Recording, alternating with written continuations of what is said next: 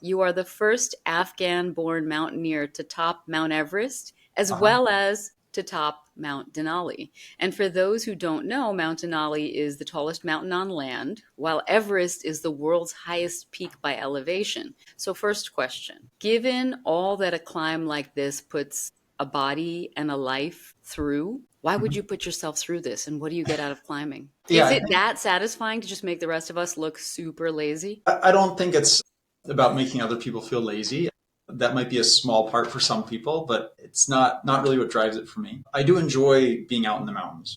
So being out in the mountains is something that does make me feel happy. I used to go up to Alaska to stay with my aunt in the summers, and there were mountains all around Anchorage, and we'd go for little walks. And then going back to my home country of Afghanistan, again, these beautiful mountains. So it's something that connects with me in a certain way. Now, why go climb a really big mountain? It's not clear that there's any good reason, right?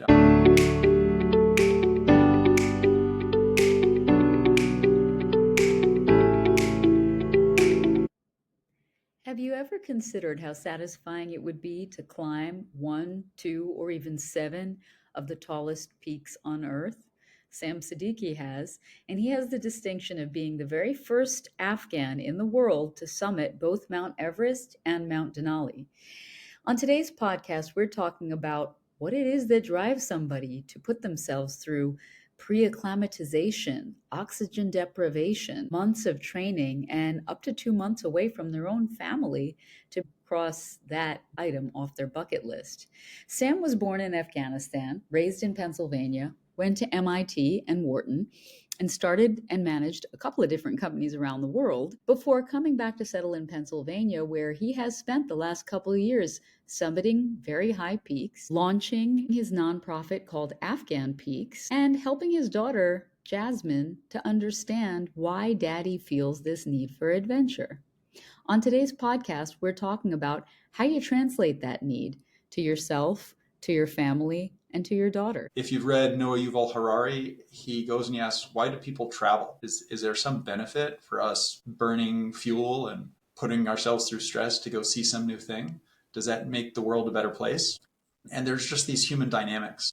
The herds do things and they make something significant. And people travel so they can tell people they've traveled. They believe that there's some experience that's going to change them. If you go back thousands of years, people would live and die in their same village, and that was just fine, right? And maybe value was from treating other members of your tribe nicely. But somewhere in the 1800s, the British started climbing, and that became a pastime of dilettantes, right? So these rich British guys would pay a Swiss farmer to take him up to the top of some mountain, and the Swiss guy would be like, I can do this, but why am I doing this? Well, why I'm doing it is because this British guy is giving me money. So that's how kind of the sport of mountaineering for dilettantes, right? It is a dilettante sport, was created. Now, why did I want to climb Denali? Denali was really interesting for me because growing up in Alaska, that's the tallest mountain in Alaska. I didn't grow up there, let's say, spending a lot of my summers there. And it's just a really beautiful and pristine mountain. And I like to challenge myself, right? So I'm somebody who has done triathlons and marathons and things like that. And so climbing that mountain was a great challenge for me. And then I also have a foundation called Afghan Peaks, where we're developing skiing in Afghanistan. And so I said, well, maybe if I can become the first Afghan to climb Denali, that will give some support to my nonprofit. So I rationalized it to myself that way.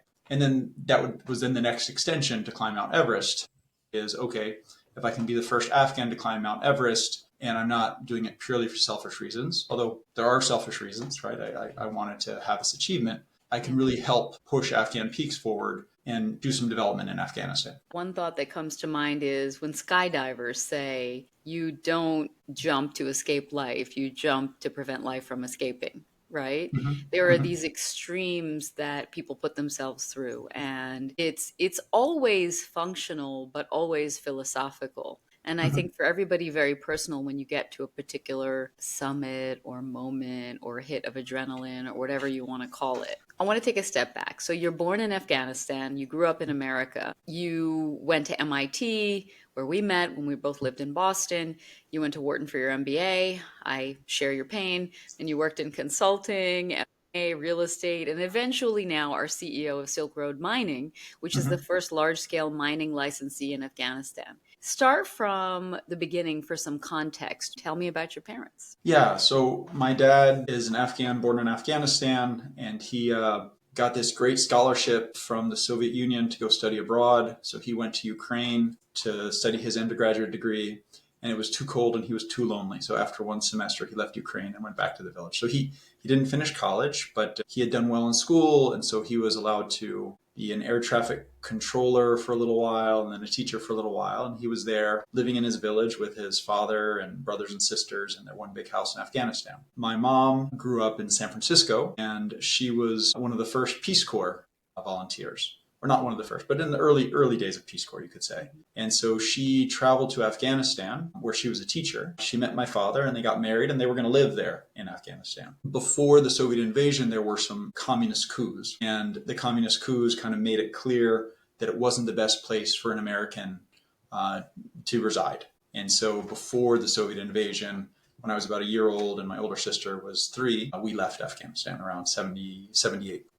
We went first to Texas, where my aunt and uncle were. And then, if you've heard of Not Without My Daughter, there's this brief period where my earliest memory is meeting the daughter from Not Without My Daughter in the US. Really? I think they were in Michigan. I don't recall. I was 3 years old. And then we moved to Rutledge, which is just outside of Philadelphia, and then to Swarthmore, which is right next door. Which is where you grew up. Yeah. So I ended up growing up, did my elementary school and high school here in Swarthmore, and I moved back now. So, how much connection did you have to Afghanistan growing up? I have these memories of being on the couch and jumping off the couch and pretending I was holding a rifle and saying, I'm going to go fight the Russians. So it's these kind of the expat kind of fighting the war without knowing what it is. So this is without a lot of knowledge. It's just hearing old people say that the Soviets are bad, right? It wasn't with a lot of context or knowledge. Growing up as an expat, you very quickly say, oh, my father is wrong because he's foreign and he doesn't speak the language. And so I didn't really learn the Persian language, even though my mom spoke it. My mom and dad would speak it. My Persian was very weak, and I very much wanted to be part of the suburban community that I lived in. Yeah. Well, childhood is rough, right? We've Yeah. both got little kids. It's unpleasant being little, and elementary school is particularly unpleasant, whatever your flavor of it is. And I appreciate that background. But let's go back to the climb. I have a lot of friends who climb. I am not one of those people. But what is the difference in the climb functionally between Denali and Everest? So one of the biggest differences is that the way Denali is run is that you aren't really able to rely on porters to carry things, right? So there's an economic setup, there's a licensing setup, North American ethos setup. So when you go on Denali, typically you're part of a group and everybody carries their weight. So there's group gear, there's your own gear, you divvy it up. Whereas And on importantly, Everest is in the Himalayas and Denali is in North America. Right. So then on Everest, you have Sherpas. And if you have the financial wherewithal for Sherpas to carry things, that makes a massive difference. So on Denali, you fly into this national park, at which point you're cut off, and then you have a movable camp. So everything you have is with you. And you start off with maybe 130 pounds. So maybe 60 something on your pack, 60 something in a sled behind you, and you're pulling that along. And it starts off a little bit flat. So 130 pounds going up a steep hill is very tough. And I never did that. Just some gradual up and down for that first day. Then you build a camp. And what you do on Denali is you camp up and down the mountain. So what you'll do is you'll walk halfway to your next camp with half of your stuff and bury the stuff, and then go back down to your camp. And then the next day, you'll pack up the whole thing, walk to the next camp, build the camp, because that's a tough day. And then the next day, you'll hike down, dig out the stuff out of the snow because you buried it because you didn't want the ravens to get into it, carry it back up. So on Denali, you really have to train for carrying a lot of heavy weight, and you really have to train for taking care of yourself in a camping environment for an extended period of time. It's like a few weeks you're going to be out there, but it's not nearly as high, right? So Denali is only like 20,000 feet, whereas Everest is 28,800. So that is significant in terms of oxygen. So So it's Everest is, oxygen versus endurance. Is that the simplest way of thinking about the difference? I think that's right. I think Everest has that really big oxygen deprivation, whereas Denali, you've got to really carry all your gear. On Everest, there's this base camp where if you're with a good outfitter, you can have access to a hot shower on a glacier, which is really weird. There will be a chef cooking for you as you're kind of waiting for the weather window. And you're doing some hikes to acclimatize and you're doing things. But when the weather window comes, you and your Sherpa, or in my case, I had two Sherpa with me, you shoot up the mountain and then you come back down in like 6 days. So it's just like an intense rush within a weather window.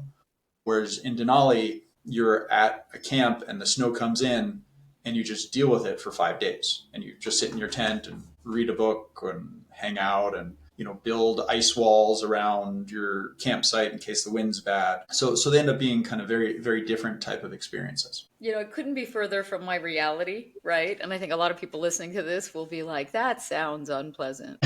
6 days. The terminology you used is you just shoot up 6 days. I don't do anything for 6 days, right? Was there ever a moment climbing Everest or climbing Denali when you thought, I can't do this? Yeah, so I kind of struggle with altitude, and I had some real pain on Denali when I got to the high camp where I just felt really bad and I couldn't eat. I felt like I wasn't going to be able to hold it down, so I was just struggling to eat. So I got really nervous that feeling this sick, was I going to be able to hike? And thankfully, I did a certain type of training where your body can run on its fat calories without needing new calories. And I was able to get down enough to give me a little bit of energy. But on Denali, I definitely felt really, really sick right before summit day. But then summit day itself, it worked itself out. I was a little sick at the end, but it was okay. On Everest, what we do is we climb up through what's called the Khumbu Icefall, which is kind of where the most objective danger is. An icefall is kind of like a glacier at a steeper angle, so it moves a little faster. And so at some point, a big chunk of ice could fall, and that would create a risk for you. So the Khumbu Icefall is probably one of the problematic points of climbing Everest for people who like to stay alive. So I got through the Khumbu Icefall, no problem. And it's unlikely there will be a problem, but you just don't want to take even a 0.5% chance of risk, right? So we get through the Khumbu Icefall, and the next day it's super hot and sunny because we're just surrounded by ice on all sides and you're just kind of baking. So even though it's maybe 0 degrees, you're baking in a tent. So me and my tent mate were stripped down to our underwear, sitting in this tent, just like really hot. And the next day I wake up and I'm vomiting. It's like, oh shoot, if I'm vomiting, what's going on? What's happening? So I trudge to camp 2, that's the easiest day, is to go from camp 1 to camp 2. But I'm kind of baking, and I get to camp 2 and I'm again vomiting. And later on, my fellow climbers, they said, Sam, we looked at you. You looked like death that day. So I continued to be sick. The next morning, I was very slow to get out of the tent. And that's what the guides are looking for. If somebody's a little bit slow getting their stuff on. I didn't, and that was the first day we were putting on our summit suits, which is a little more complex, and putting on our oxygen. So I took my time. I didn't get to the tent for breakfast. And my SpO2, which is my oxygen percentage, was under 60. It was 50 something. What's safe? It's hard to say. It depends on how long you've been acclimatizing. But what the guide said is, look, Sam, under 70 isn't so good. Under 60 is the time we have to start having a conversation about turning down. So we were, let's say, at kind of the razor's edge of, hey, let's turn back.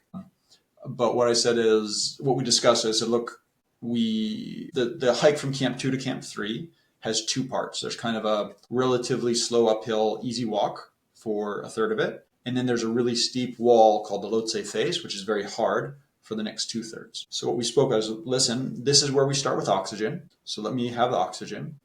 I have 2 Sherpa with me. If my condition continues to be bad during this hike, no problem. I'm going to turn around with my Sherpa and I go back down and we leave. If I do okay, then let's evaluate as the day goes on. So the head guide, because there were a bunch of people in the trip, the head guide stuck right with me for that first period. And thankfully, with oxygen and just kind of hiking slowly, my condition improved that day. So we get to the steep wall, the Lhotse Face, and I said, hey, coach, I'm feeling okay. Is this good? He says, Sam, that didn't count. Let's see how you do on the Lhotse Face. So then on the Lhotse Face, again, I think it was the training, is being able to kind of climb the Lhotse Face without putting myself in a difficult position.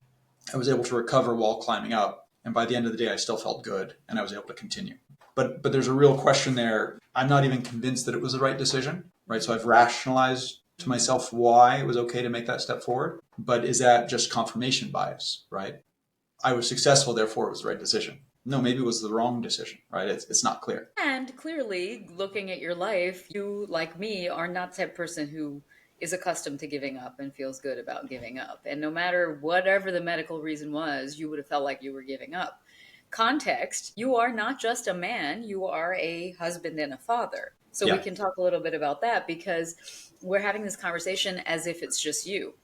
Mhm. And it's not Mhm. just you. You're a husband, you're a father, these things matter, and everything you do affects both of these lovely ladies. So you have a daughter, Jasmine, and tell me Yeah. about her. Yeah, so Jasmine is 9.5 now. She's in fourth grade. She likes to rock climb. She likes to ski. She's a good pianist. And because she's an only child, I force her to play soccer because I think she needs the hard knocks of a team sport where it's not her favorite thing. And you've been climbing her whole life. Yeah, actually, we were living in Kuwait, but we decided to go stay with my aunt in Alaska where she was born. And Mhm. so, in that first month where she was in Alaska, I was training how to do backcountry skiing occasionally on the weekends in preparation for my support of Afghan Peaks. So, I was out in the mountains doing kind of silly things the first month she was born. Tell me about the book. So the book is called My Daddy's Climbing Denali. And I didn't really have a kid's book in me. The kid's book is really from my daughter's wonderful questions. So, when you do something as an adult, you just run with the assumptions. Whereas the kids are happy to question all of the assumptions. You asked me the question,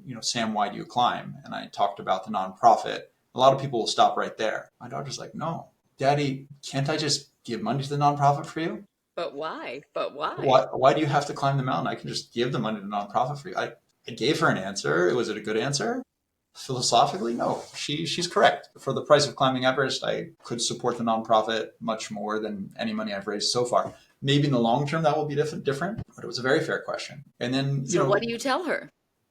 Your well, daughter asks you why you needed to climb Denali, and your answer is? yeah, well, the first answer I gave was for the nonprofit. And then the second answer, when she pressured me, is around that, hey, this is a challenge that I would like to overcome. And, maybe it's also to the fact that I'd kind of left my career to the side to come back to the US. And so I felt the need for more challenges. So I'd had kind of pretty intensive jobs living in the Middle East. And I decided to kind of refocus on family and move back to the US. And maybe there was something missing in me. And so the mountains kind of filled some of that career void for me. It's interesting because our kids will know us in a way emotionally perhaps better than we knew our parents because it was just a different generation. I don't care what your Mhm. ethnicity is, Yeah. where we didn't exactly talk to our parents about their feelings. We barely even talked to them about ours. And here we are with the social emotional learning and all of this with our kids, right? So our kids somehow know us better, but we also had them later in life than our parents had us on balance. So for example, my kids are seeing me in my semi-retired phase while they're in Mhm. elementary, right?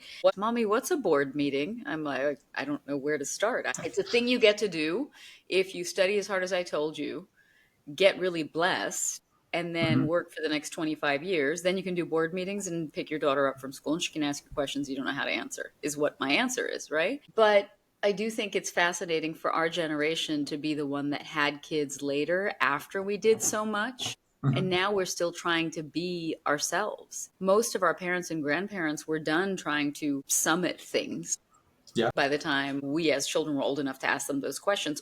So the fact that you're writing a book, My Daddy is Climbing Denali, really tapped into that for me. This idea of Mhm. how much do our kids even really need to know us or see us? Is it a gift for them?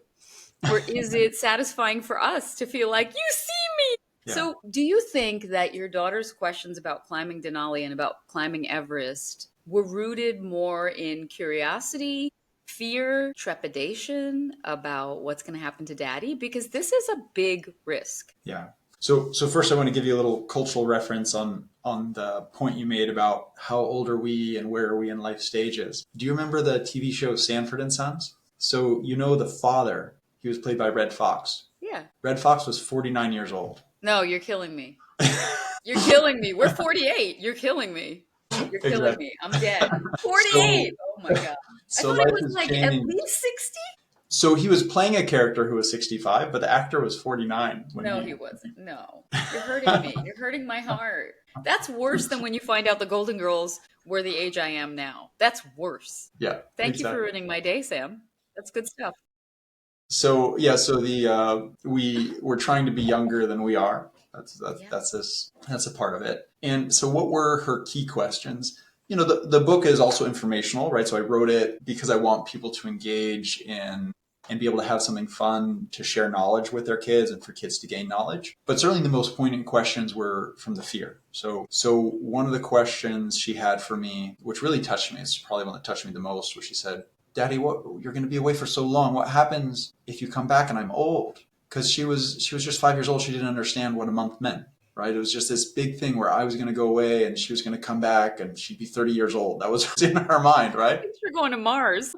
And so that was the most heartfelt question to me. But then, she's talking with kids and around the neighborhood, they knew what I was doing. And so one of her friends in school had asked her or had told her, Jasmine, my daddy said your father might not come back. Right. So that was good. That may have been Everest, and I tucked it into the Denali book, but there was this real fear that I was taking a risk. And so when I'm up on that mountain feeling sick and my SpO2's in the 50s, I was thinking about that, right? Because she had asked me that question, and being safe, I would have preferred in many ways to do a simpler Everest expedition, the less expensive version, spending more time on the mountain. Part of the reason I did the more expensive 1 month version was because it was going to be safer, right? So I'm going to spend more and maybe do it in a less purist style, because the essential thing is for me to come back down. I'm going to take a certain risk, but I'm going to minimize the risks where I can. And so part of that was, even before taking on Denali and Everest, I wanted to go on mountains where I was forced to turn around, right? So there was a time where I tried to climb Mount Hood. It was a little bit snowy, and the guide said, hey, these aren't the best conditions to climb. Let's turn around. And I was glad that I didn't fight with him about that, right? When the In my guide mind, says that, for a non-climber, when a guide says that, can you say, nope, or do you have to listen? you should listen. Any guide worth their backbone will say, no, we're going down.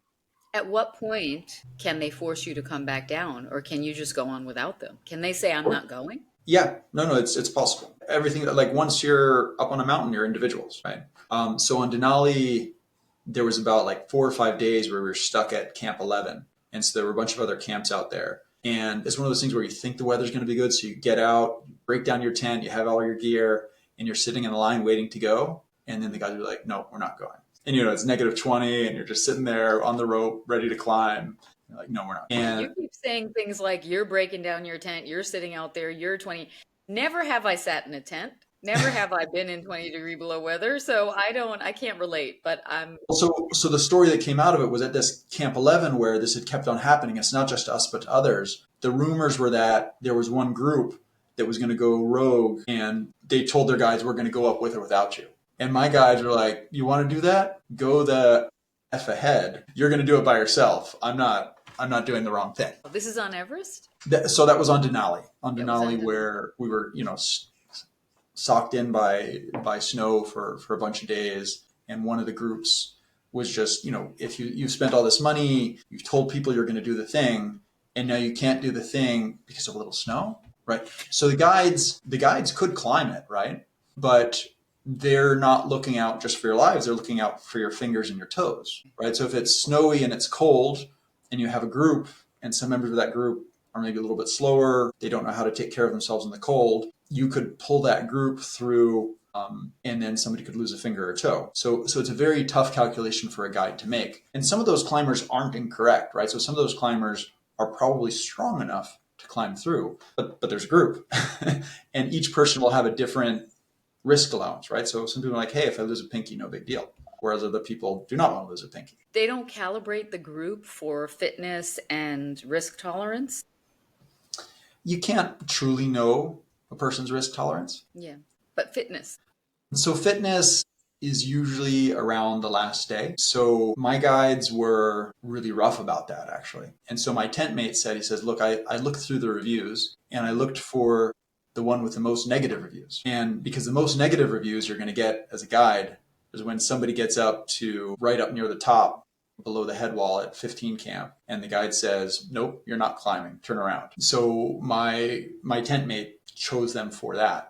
And there were 6 of us, and they turned 3 members around and told them to go down. I've climbed with some other guides on different mountains now, and what they've told me about when they climbed Denali, those other guides probably would have let them go up. Because on Denali, I forget how many hours, let's say it's a 10 or 12 hour climbing day, right? I was climbed at about 10. Our guide says, look, I don't want to be out and exposed for more than 12 hours because that creates a risk and a danger. Whereas some other guys would be like, if it takes you 16 hours, that's okay. So what's reasonable? Our guide sent these three climbers down. They couldn't achieve their Denali dreams, but their view was, for my own risk and for the risk of the team, I don't want somebody who's slower that's going to create that risk for people. Whereas another What is guide the will say, liability?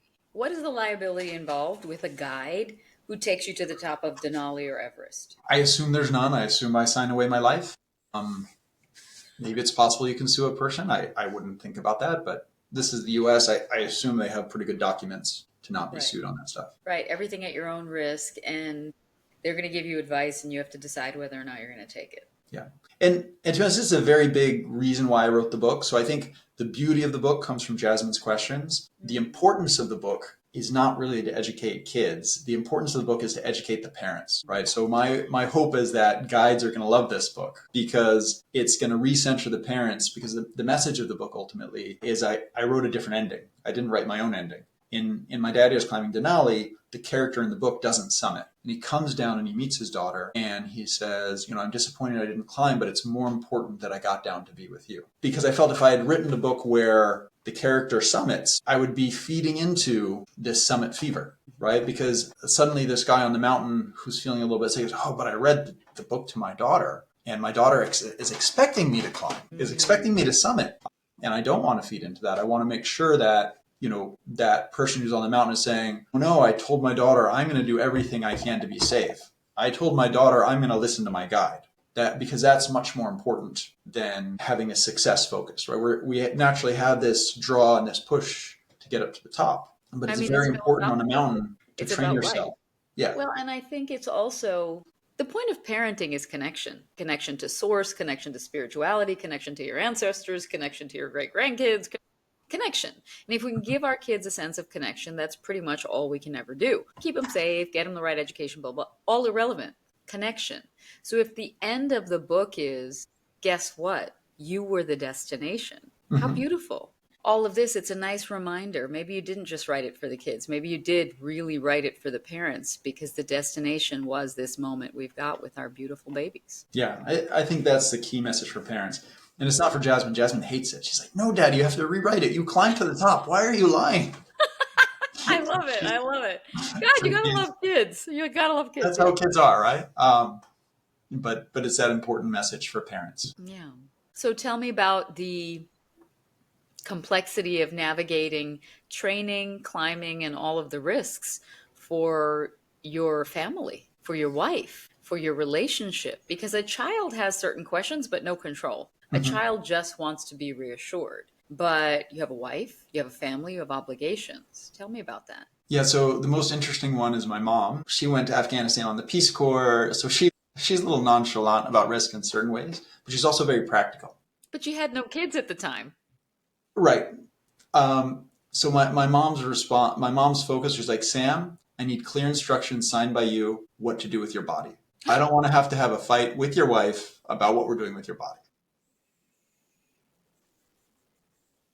I just got some insight into your mom. Kind of badass, a little scary. Very practical though, right? Because you can imagine, like, if somebody's passed away, why destroy the family over what's happening with the body? Let's just have that be clear. Oh, the practicality, it just hurts. Okay, yeah. So I What thought were that was your really good. instructions? So I researched. I'm like, yeah, no reason to fly my body back. Bury me somewhere there. Yeah, that's upsetting. How did your wife feel about that? I didn't talk with her about that. Like, Everest wasn't Everest wasn't a good thing in our conversations in general. So there Wow. was a lot of avoidance in that. A lot of avoidance, yeah. Listen, you just tack on the therapy cost to the cost of the trip because those are some conversations that you have to have. I mean, I heard something recently where someone said the way to think about marriage is two things. Number one, is this person going to be there to see you through the death of your parents? And number two, stop thinking you're looking for a life buddy. You're basically looking for a grave buddy. You're looking for someone who you Hmm. trust to take care of you to and through the grave and who you would be willing to do it for because nobody knows who goes first, Yeah, right? yeah, Meanwhile, we make that decision and then we never have those conversations. You had that conversation with your mom. I mean, that's hilarious. How much time is taken? How much time and commitment is involved in training to summit these mountains? yeah. So The basic training plan that I've used for any big mountain is a 6 month training plan. And that's kind of cut up into 3 stages. And, with varying levels of intensity, it kind of peaks for a little while. And I was able to do most of that while in Swarthmore. So I didn't have to go out too far to train physically for it. But for these big mountains, it's not like 6 months is enough. You need to have built up for it so that your body has built up over multiple seasons, especially kind of putting your body into kind of being able to run in fat burning mode. That's kind of just a different way of, when you run a marathon, that's 4 hours and you can kind of do that off of ready ATPs. Whereas when you're in the mountains, you're doing it for days and days and days, and you just really want to train your body to work in a different way. Can you teach me how to do that just for everyday life, just for walking around New York City? Because I would love to be in fat burning mode just on a Yeah, daily. so it's less about kind of burning off our fat. It's just about kind of how we process energy efficiently.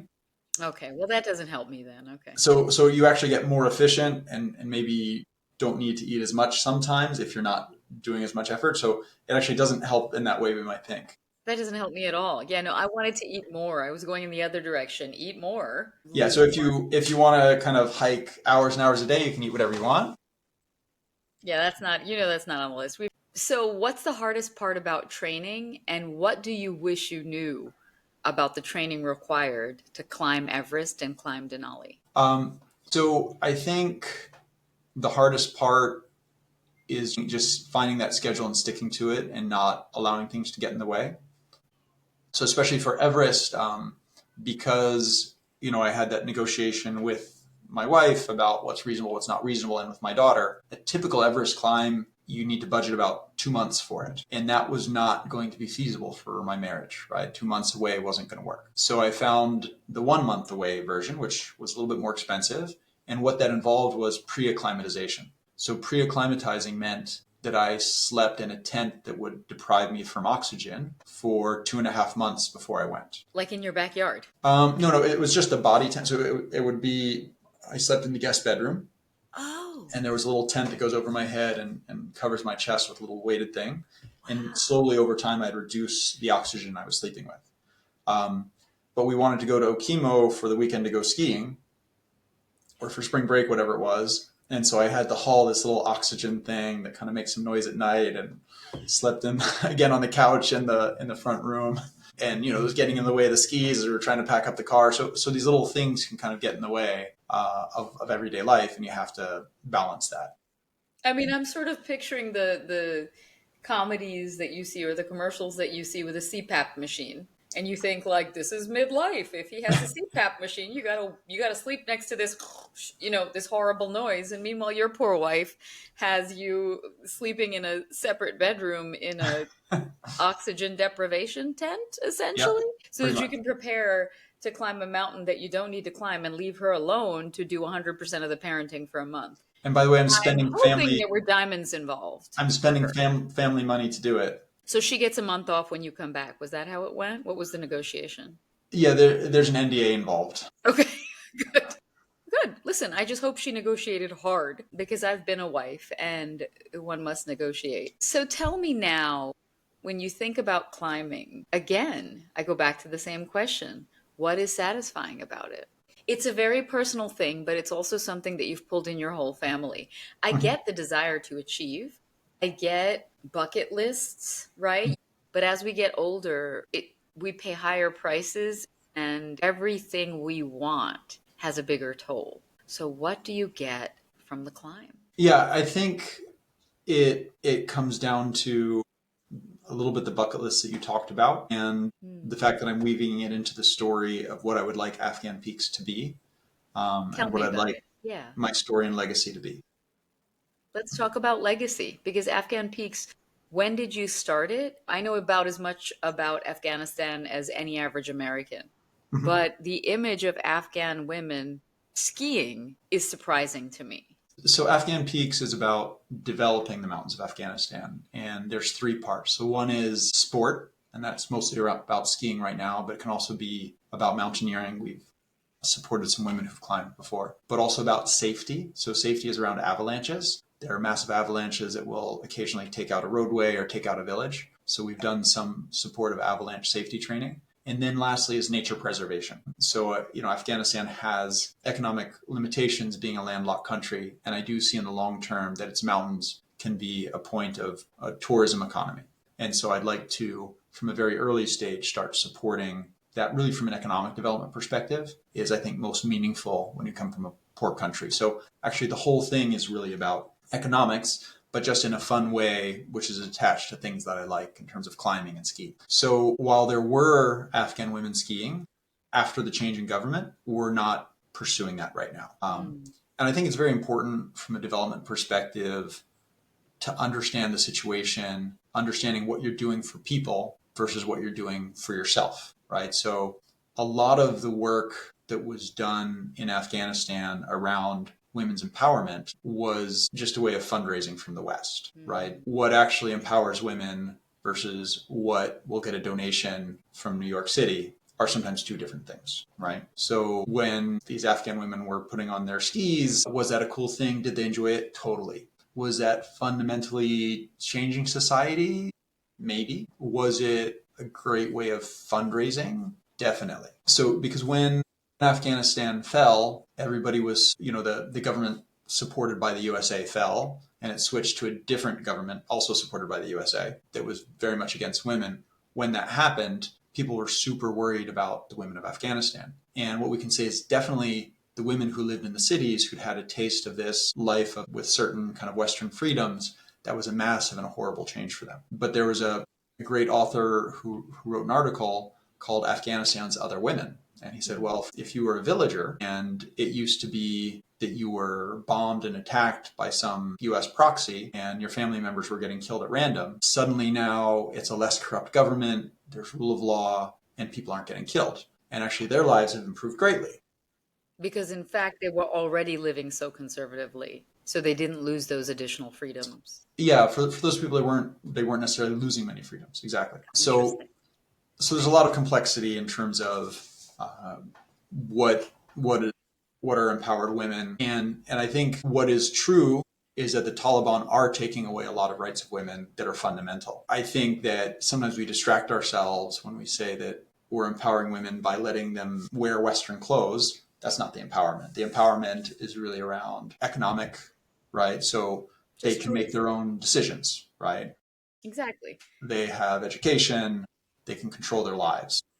Education, jobs, marriage, period. Yeah, protection in the law, ownership, these kinds of things are really vastly more important. And I do expect that the younger Taliban will change these things when they get older. You do? Um, yeah, because a lot of these, so the first part of the Taliban, when we think in the 90s, it was really to an excess when you look at the kind of policies they put in. A lot of these guys were educated in these seminaries in Pakistan that were totally divorced from any culture, right? So this is, probably US and Saudi money that's being used to attack the Soviet Union, peddling these kind of weird ideologies. And you have these kids, and you know how teenagers can just believe in something so completely, right? And a lot of times these young kids, and they believe these crazy ideas that had zero social context, right? Even divorced from what were quite traditional societies that had, weren't progressive, right? But this was far beyond that, right? It was like no flying kites, paint your windows black. Like these were the crazy things that were happening in the 90s. So if you come back 25 years later, the Taliban had been driven out of Afghanistan and they might go and live in Pakistan. And if you go and you live in Karachi and you see modern Pakistani women and those opportunities and your kids are going to school with them, that creates a set of expectations within the family. Same thing, some of these Afghans would be living in Saudi or Qatar. And although there's some traditionalism there, there is an empowerment of women that's gone on there. So the Taliban elite, they expect their daughters to get education.